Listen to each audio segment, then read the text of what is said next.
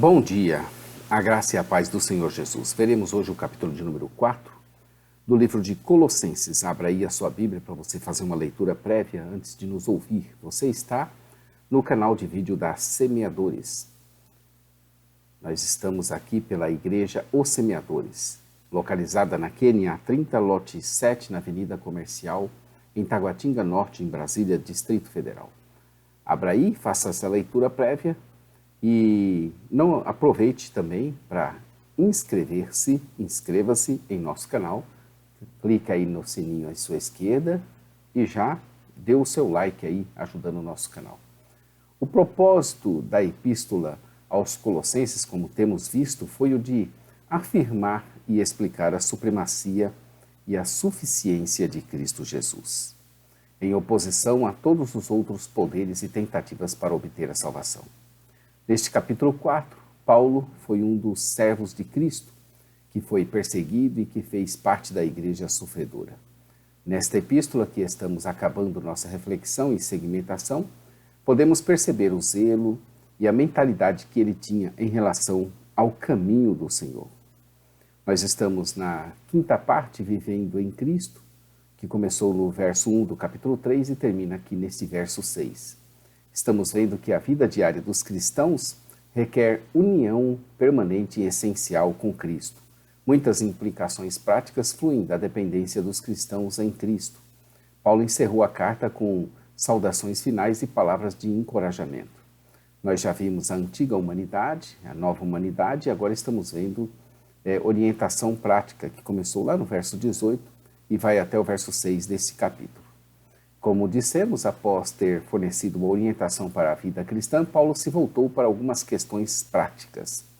E assim nós também estamos vendo a autoridade e submissão. Em continuação, estamos vendo que a primeira área de interesse prático de Paulo foi a dinâmica dos relacionamentos que envolviam a autoridade. Ele vai falar e orientar maridos, mulheres, filhos, pais, escravos.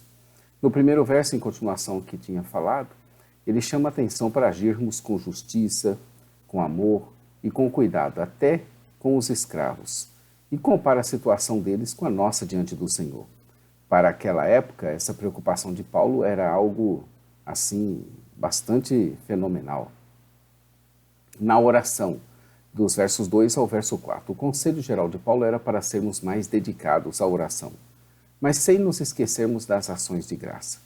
Outra maneira na qual Paulo esperava que os colossenses vivessem como a nova humanidade era pela devoção à oração. Dediquem-se à oração, estejam alertas e sejam agradecidos. Esse é o verso 2, Colossenses 4, 2. 3 verbos se destacam nesse verso 2. Dedicar-se, vigiar e agradecer. A vida de oração de um servo de Deus não pode de modo algum ser negligenciada, mas trabalhada. Avodar, no hebraico, implica mais atividade do que passividade, com duas coisas muito importantes que as acompanham: a vigilância, ou estado de alerta, e o lembrete de sermos agradecidos em tudo. Podemos resumir da seguinte maneira: ore, vigie e agradeça. Quando? Aí ele dá a resposta: em todo o tempo. Paulo aproveitou o gancho para pedir orações e seus motivos são claros. Ele desejava portas abertas para que a mensagem do Evangelho alcançasse mais vidas. Ele chamava a mensagem do Evangelho de mistério de Cristo, pelo qual ele estava preso. Seu desejo, verso 4, era para ele poder manifestar essa mensagem livremente. Paulo estava particularmente interessado em que os colossenses orassem pelo seu ministério de proclamação do Evangelho, que as portas se abrissem para ele e ele pudesse também ter mais oportunidades para explicar claramente as boas novas de Cristo. Embora fosse desejável estar livre no corpo também, o foco de Paulo era a mensagem do Evangelho e não suas necessidades. Quem dera também nós pudéssemos ser como ele foi, com essa disposição mental liberta, apesar do corpo dele estar ali em cadeias, estar preso.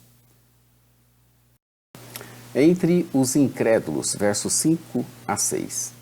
Paulo, nesses versos 5 e 6, dá conselho aos irmãos entre os não cristãos. O desejo de Paulo por orações pelo seu ministério para os não cristãos originou uma questão semelhante na vida dos colossenses cristãos: viver como a nova humanidade em suas interações com não cristãos. A partir dos exemplos de Paulo e do próprio Cristo, nós sabemos que essa instrução não significa que os cristãos devem ser sempre positivos ou aprovados em suas conversas com não cristãos. Bondade e integridade nas palavras implicam paciência e longanimidade, não abster-se de falar a verdade. Entramos nas saudações finais dos versos 7 ao verso 18, que é a parte 6. A partir do verso 7 até o 18, ele faz as suas saudações finais. A carta encerra com um breve olhar na complexa e fluida rede de líderes que unia as igrejas de Paulo. Observe a sobreposição de obreiros em Filemão 23, 24. Tíquico era o principal portador das cartas de Colossenses. Filemão e Efésios 6, 21 e 22, foram mencionadas pela primeira vez como parte do grupo de Paulo em Atos 20, verso 4. Já Tíquico era da província da Ásia, na costa ocidental da Ásia Menor e perto do final do ministério do apóstolo. Ele parece ter sido um dos mensageiros mais confiáveis de Paulo. Sobre Onésimo, verso 9, ele vai falar muito claramente e especificamente na sua epístola de Filemão. Aristarco, verso 10, era um judeu da Tessalônica.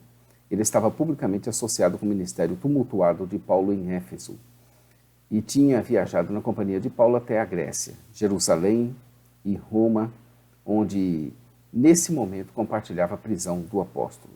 A crise que tinha aparecido 12 anos antes entre Paulo e os primos Barnabé e João Marcos, autor do Evangelho de Marcos, tinha sido solucionada. O fato de Paulo ter mencionado Marcos afirma o poder da obra reconciliadora de Cristo, da paz que deve reinar dentro do corpo de Cristo. Jesus, conhecido como justo, verso 11, não é mencionado em nenhum outro lugar, a não ser aqui, nas Escrituras. Epáfras, verso 12, era aquele que aparecera no verso 7 do capítulo 1, que instruiu sobre a graça de Deus aos colossenses. Paulo o tinha como amado conservo e fiel ministro de Cristo. Algumas vezes Lucas viajou com Paulo e estava com Paulo no que pode ter sido a véspera da sua morte. Como autor de Lucas e Atos, ele também foi o historiador de Paulo. Ainda que seus escritos o revelem como excepcionalmente letrado, a menção da sua ocupação não necessariamente o marca como um homem de posição de alta sociedade, uma vez que os médicos eram muitas vezes escravos. A única outra menção de Demas o mostra abandonando Paulo quando da sua segunda prisão em Roma. Já Ninfa, se a melhor evidência textual está correta, era uma mulher que cedia a sua casa para reuniões da igreja em Laodiceia. Junto com outras referências práticas, as mulheres como benfeitoras ou anfitriãs da igrejas ou como obreiras do ministério, essa passagem indica que o exemplo de subordinação, os versos 18 ao verso 3, e seus paralelos não é incompatível com o forte sentido de parceria entre homens e mulheres no ministério da igreja primitiva. Não há evidência até a metade do século III de igrejas possuírem propriedades separadas para o propósito de adoração. Até então, a norma era igrejas que se reuniam numa casa. Aqueles que praticavam o ministério de hospitalidade por receber igrejas na própria casa eram importantes benfeitores da igreja antiga. Para a menção de outras igrejas, nós temos algumas referências, como Atos 12, 12, Romanos 6, 16, 5, 1 Coríntios 16, 9, Filemão 2. Alguns sugerem que, quando Paulo estava falando de ler a carta aos de Laodiceia, que ele estava se referindo aos que nós conhecemos como carta aos Efésios, a qual, em muitos manuscritos, falta a menção dos destinatários e que deve ter sido enviada como uma carta circular. Desde que Tíquico foi também o portador da carta aos Efésios, esse cenário implicaria que Colossenses e Efésios foram escritas aproximadamente na mesma época e que Tíquico viajou primeiro para Laodiceia e depois ele viajou para Colossos. No entanto, talvez seja mais natural assumir, com base no estilo mais reflexivo de Efésios, que ela foi escrita algum tempo depois de Colossenses e que Tíquico a entregou para as igrejas numa viagem subsequente, se era uma carta circular. A melhor proposta para a identidade da carta de Laodiceia é que Paulo escreveu uma carta separada que não existe mais para os cristãos em Laodiceia, a qual deveria posteriormente ser passada à igreja em Colossos. Se Filemão cedia sua casa para a igreja de Colossos, que havia testemunhado o incidente de Onésimo, esse versículo, verso 17, pode sugerir que Arquipo era o seu líder espiritual. Paulo diz que a saudação é de próprio punho. A prática geral de Paulo era ditar o corpo de suas cartas e depois finalizá-las de próprio punho. Essas seções que encerram a carta variam dependendo das circunstâncias.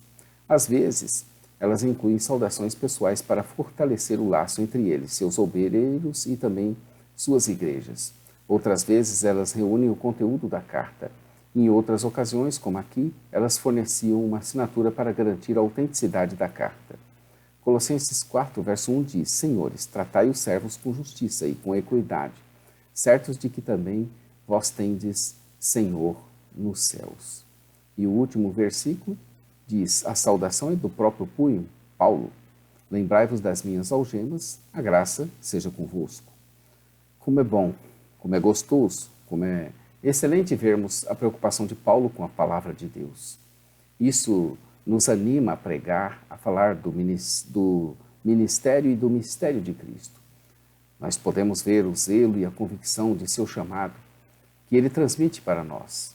Aquele seu convencimento nos alcança aqui, mais de 2000 anos de distância, para também entrarmos no mesmo sentido que ele tinha, de oração, de vigilância e de agradecimento sempre. Isso é incrível. Amanhã, a partir de amanhã, estaremos vendo o primeiro capítulo de 1 aos Tessalonicenses. Então, fique conosco aí e amanhã você vai ver esse primeiro capítulo. Você está pronto para o retorno de Cristo? É o que nós veremos amanhã. Aproveita aí, inscreva-se no nosso canal, clica aí no sininho à sua esquerda, já dê o seu like ajudando o nosso canal, a parte escrita aí, jamaisdesista.com.br, nossa loja virtual, semeadores.com.br, nossa rádio, radio.semeadores.com. Temos programação às quartas-feiras, a partir das 15 horas, na igreja, na QNA 30, lote 7, na Avenida Comercial Norte, em Taguatinga Norte, Brasília, Distrito Federal, aqui no Brasil. Fique conosco, nos acompanhe, vamos estudar a palavra de Deus e cada vez mais nos prepararmos para o retorno de Cristo, que é o que veremos com o primeiro capítulo de 1 aos Tessalonicenses, a partir de amanhã. Maranata, ora, ora, vem, Senhor Jesus. Deus abençoe, meu querido, sua vida, seu ministério e sua família. Amém.